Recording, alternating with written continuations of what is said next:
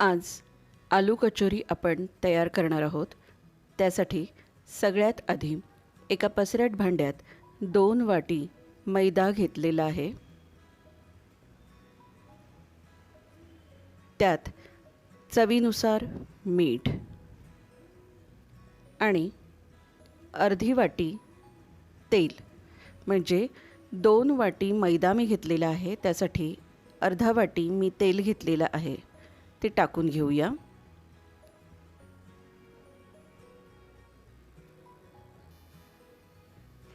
आता हातानेच तेल आणि मैदा व्यवस्थित मिक्स करून घ्यायचा आहे.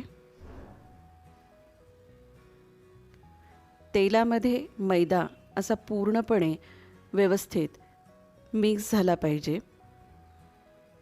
आता त्यामध्ये लागेल तसं थोडं थोडं पाणी टाकून मैदा मऊसर भिजवायचा आहे. फार घट्टही नाही आणि फार सैलही भिजवायचा नाही आहे. मऊसर मैदा भिजला गेला पाहिजे, असा छान मळून घ्यायचा आहे.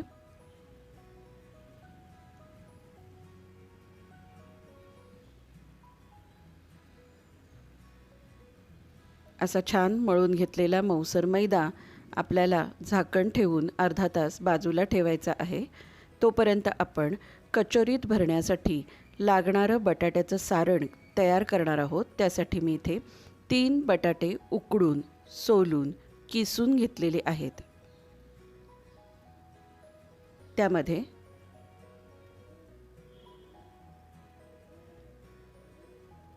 थोडंसं मीठ टाकून घेऊया.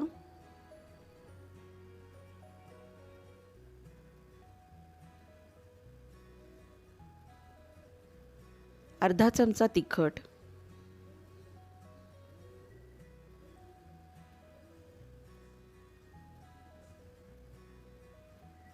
इथे मी आलं आणि मिरची वाटून घेतलेली आहे, ती एखादा चमचा,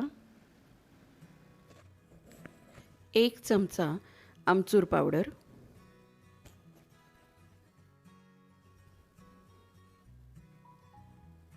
1 चमचा चाट मसाला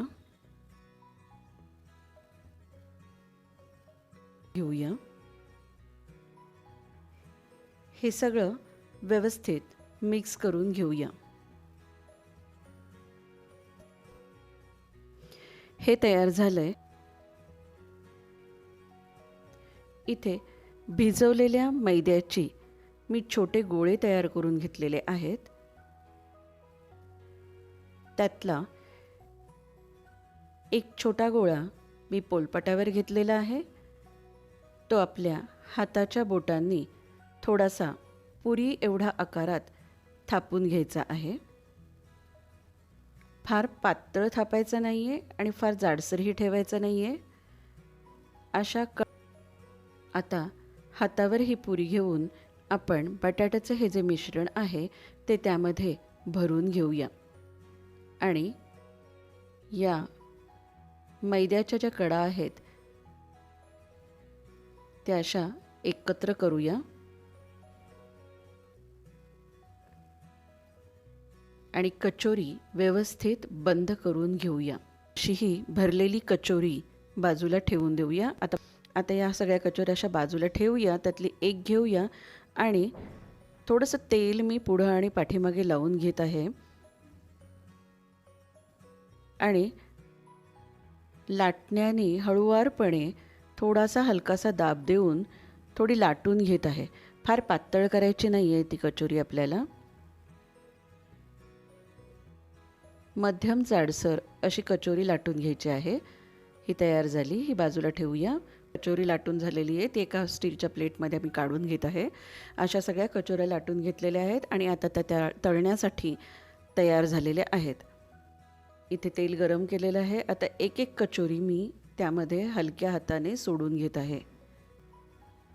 एखादा मिनिटभर त्या उलटून घ्यायच्या नाही आहे, त्या तशाच ठेवायच्या आहेत आणि हळुवारपणे या उलटून घ्यायच्या आहेत.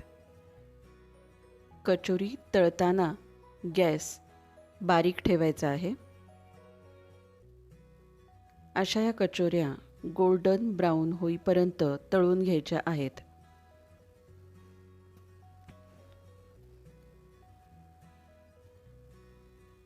कचोऱ्या तयार झालेल्या आहेत. आता किचन टिश्यू पेपरवर